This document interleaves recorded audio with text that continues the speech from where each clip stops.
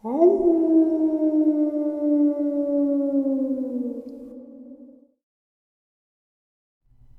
greetings and salutations, everyone, and welcome back to today's second half, part 6 of Dogman, Bigfoot, Werewolf, and Wildmen, Historic Evidence in the Media.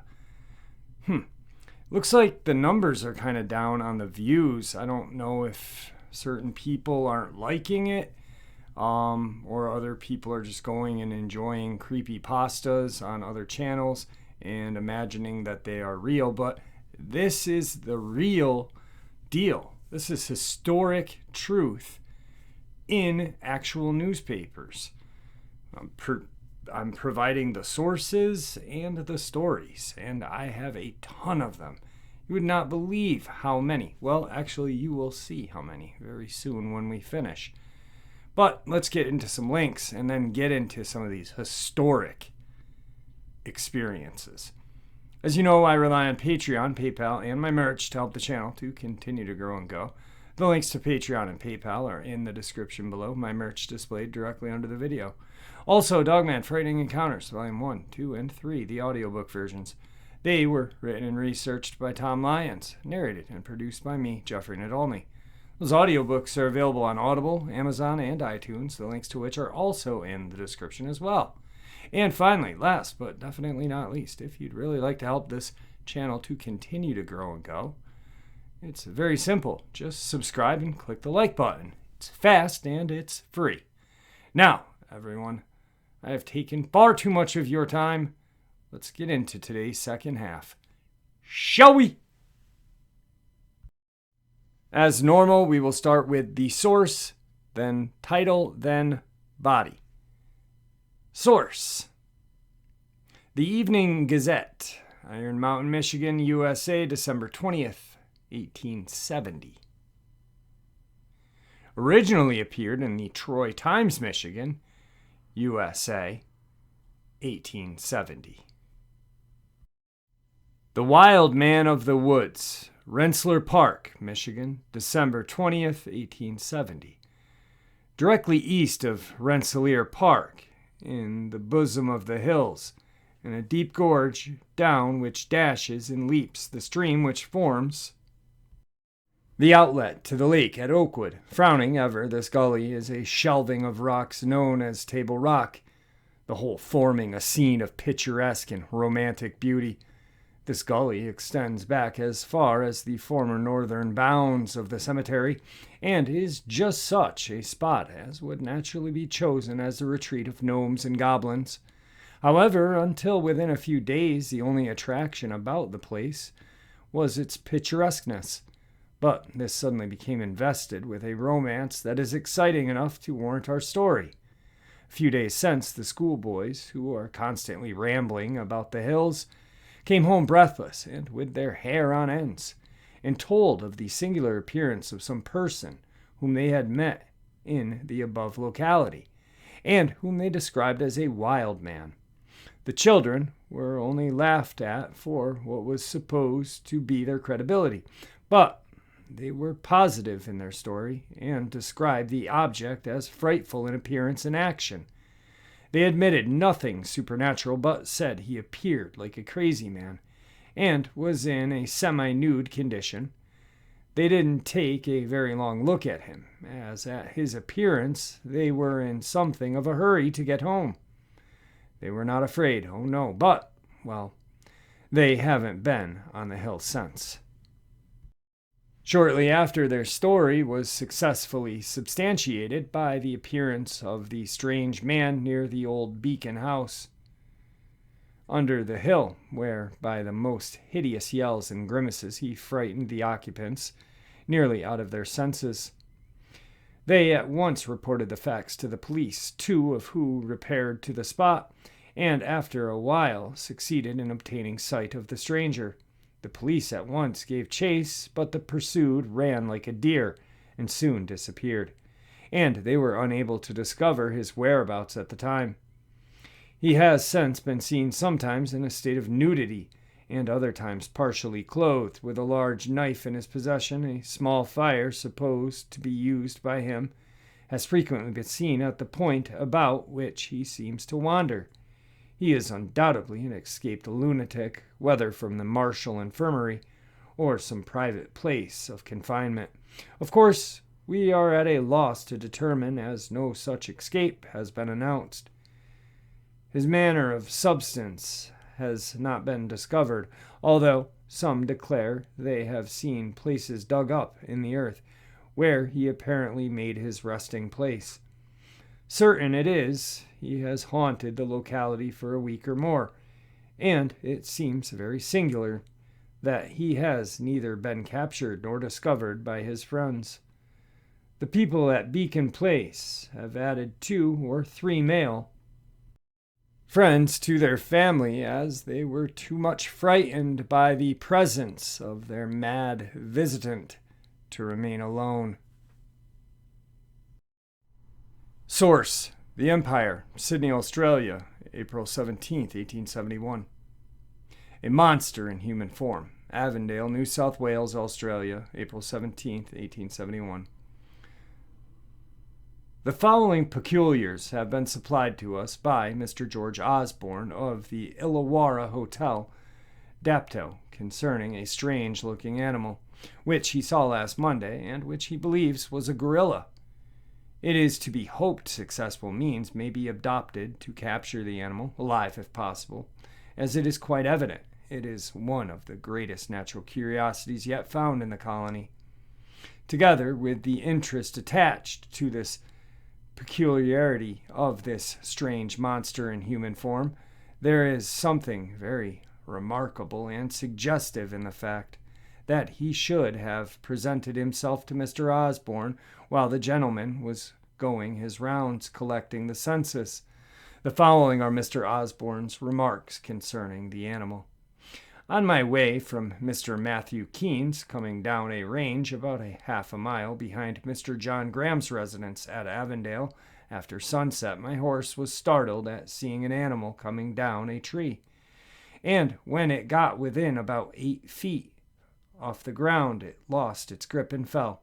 My feelings at the moment were anything but happy, but although my horse was restless, I endeavored to get a good glimpse of the animal by following it, as it retreated until it disappeared into a gully. It somewhat resembled the shape of a man, according to the following description. Height, about 5 feet, slender proportioned, arms long, legs like a human being, only the feet being about 18 inches long and shaped like an iguana, with long toes and muscles of the arms and chest being well developed, the back of the head straight, with the neck and body, but the front or face projected frontward, with monkey features. Every particle of the body, except the feet and face, was covered with black hair, with tan-colored streaks from the neck to the abdomen. While looking at me, its eyes and mouth were in motion after the fashion of the monkey. It walked quadruped fashion, but at every few paces it would turn around and look at me, following it, supporting the body with the 2 legs and 1 arm, while the other was placed across the hip. I noticed that it had no tail. Source: New York Times, New York, USA, April 26, 1871. What is it? New York, New York, April 26, 1871. As most of our readers are probably aware, there is at present roaming over the United States, and for aught we know, making occasional excursions into British America and Mexico, a singular creature known as the Wildman. We have commented before on his eccentricities, which are many and various. At regular intervals of time, he appears in different parts of the country, creating always great excitement in the neighborhood and a vast deal of discussion in the local press, with one exception, which we all shall presently mention. Accounts uniformly agree as to his appearance. He is paternally hirsute and ferocious, swift and strong. He has flaming eyes and, generally speaking, a horrid and uninviting aspect. A few rash mortals who have approached him near enough for conversation, var that he speaks an uncouth and unintelligible gibberish. So far, the received descriptions of him are unanimous. The apparent discrepancy with regard to his stature, which varies in different narratives from about 4 feet to 10 feet, is easily accounted for by the mental agitation under which these observations of his person must necessarily be made, or he may have the power said to be possessed by Mr. Home of extending or contracting himself at will. This would not be so strange as the faculty which gives rise to the exception above referred to of changing his sex. So, after horrifying Alabama as a wild woman, he will immediately plunge Oregon into consternation as a wild man. His seemingly ubiquity is another perplexing attribute of this strange being. Superior at time to space, he thinks nothing of being seen simultaneously at points hundreds of miles apart. Quite as extraordinary is his peculiar power of eluding capture. Usually all the able-bodied inhabitants of the district turn out en masse to hunt with guns and dogs, but we have never heard of his being taken after keeping up this game of hide-and-seek in one locality. For a few days he departs for another, with the same result. In all his wanderings, however, it is observable that he keeps aloof from the settlements, confining himself, for the most part, to that border of civilization where contact with nature keeps the imagination fresh and vivid, undulled by the prosaic realities of city life. After flitting about the continent in this manner for a while, he suddenly vanishes into impenetrable obscurity, where he rests quiet perhaps for months, then reappears, and the program is renewed as before. We have been led to return to this subject by the recent appearance at once of the real and bogus wild man in Tennessee and Michigan, respectively. All great natural curiosities are with us, surely to be counterfeited sooner or later. The Cardiff giant, it will be remembered, was so imitated, and Boss Tweed and Mr. Fisk have been multiplied into countless copies of rascality. This Michigan monster is, in some respects, credibility prepared and shows ingenuity in its inventors. Its appearance is well calculated to deceive. To begin with, it is fearfully deformed, a sufficiently obvious trick, but still effective. Then its hands are covered with long coarse hair, face grown full of rank whiskers, while its eyes look like a wild wolf. These details, it must be admitted, show skillful handling, and only a practiced eye could detect the deception. But the one infallible test of a true wild man is here wanting: his defiance of pursuit. If his more than mortal speed fails to outstrip his would-be captors, he either subsides into the ground or simply exhales into thin air before their wandering eyes. So, after hearing that the Michigan prodigy was caught by a paltry and commonplace device of hunting him out of the swamp with 2 dogs, we are not unprepared to learn that he was merely a wretched lunatic, and it is, on the whole, not surprising that the excellent persons who caught him should have vented their natural disappointment by chaining him to an outhouse and permitting the dogs and boys of the neighborhood to worry him. It must be not only admirable sport, but adapted to make him as near a copy of the genuine wild man as needed to be desired. The Tennessee report, on the other hand, bears all the evidence of authenticity. This wild man, according to the Jackson Whig, gives the impression of a strange and frightful being, which is in itself almost conclusive. He is said to be 7 feet in height, and possessed by great muscular power. Conviction deepens as we proceed. His eyes are unusually large and fiery red. His hair hangs in a tangled, matted mess of jet below his waist, and his beard reaches below his middle. What skeptic desires more? Yet, this is not all. His entire body is covered with hair, and his aspect is most frightful. He shuns the sight of men, but approaches with wild and horrid screams of delight every woman who is unaccompanied by a man. He sometimes, with great caution, approaches houses, and, should he see a man, he runs away with astonishing swiftness, leaping the tallest fences with ease of a deer, defying alike the portrait of man and dogs.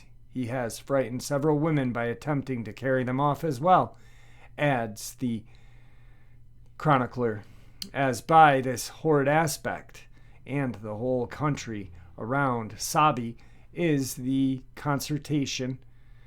The citizens are now scouring the woods and are determined either to capture or drive off this monster. Of course, we know that the determination of the citizens will be in vain, and that the monster will be neither captured nor driven off until it suits its wish. But in the meantime, while the good people of Sabi furtively scour the woods, would it not be well for naturalists to investigate the interesting wonder? Perhaps the wild man is a remnant of those unknown and prehistoric races who once ruled this continent. For the memory of man can scarcely recall a period when he was not. Or may he not be? We offer the suggestion with the defiance. May he not be that lost link for which Mr. Darwin is looking? In any event, we have had enough of the wild man, and he ought at once to be either investigated or suppressed. Source: Elira, Independent Democrat, Ohio, May 10th, 1871. Another wild man in Tennessee, Elira, Loren County, Ohio, May 10th, 1871. Tennessee has another wild man, much more satisfactory than the last. He is 7 foot high, covered in shaggy hair, very muscular, runs away from man with astonishing swiftness, but approaches unprotected women with wild and horrid screams of delight. Source: The Daily British Colonist, Victoria, British Columbia, Canada.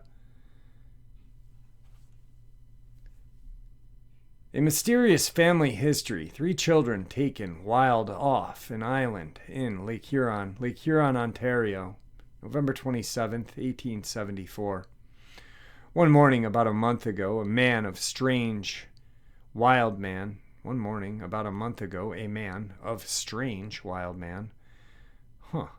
That doesn't sound right, does it? Anyway, let's restart it because that's how it's said. A mysterious family history. 3 children taken wild off an island in Lake Huron, Ontario, November 27th, 1874. One morning, about a month ago, a man of strange wild man and not very respectable dress nor intelligent appearance came to the orphan's house in connection with the Sisters of St. Joseph and knocked on the door. One of the sisters came and opened it, and the man presented 3 children to be taken care of. The children bore a much stranger aspect than himself, and the group excited and surprised and wondered of the sisters. They consisted of a girl and 2 boys. The boys were clad in loose plaids and were attired altogether with the neatness and respectability which contrasted singularity with the deportment and looks. The girl was about 14 years old and was the eldest of the 3. She was dressed in plain and rustic style and had an expression of much more intelligence than the younger brothers. Break real quick. What in the heck? Who's teaching these people how to write back then? All of them were small in stature, but the boys especially so, and still they were not dwarfish. They are not deformed, but there was an unnatural and inhuman appearance about them which could be suggested by scarcely any other word than deformity. Their oddly expressive eyes, their apish features, their thin, bony, fang-like hands, their slender limbs, and their form, their strangely apathy to what was said by their father, their general inattention, their peculiar way of crouching in the corners of the passageway made them an object of curiosity and pitying interest. They were led in by one of the sisters, who also invited the father, for such he announced himself in disjointed sentences to be, to partake of something to eat, but he refused in a hurried manner, saying he had something in his pocket, and seemed fidgety to get away. As soon as the children were in, the man left, with the same wild, unintelligible stare which he wore throughout the sort of interview, and did not make any sign of parting or say farewell word to his children, or indeed to anyone. But as he passed out of the entrance, he turned round and furtively looked in through the side lights of the door. Then he ran off hastily, and was soon out of reach and out of sight. The children were taken into the home, and had food offered to them.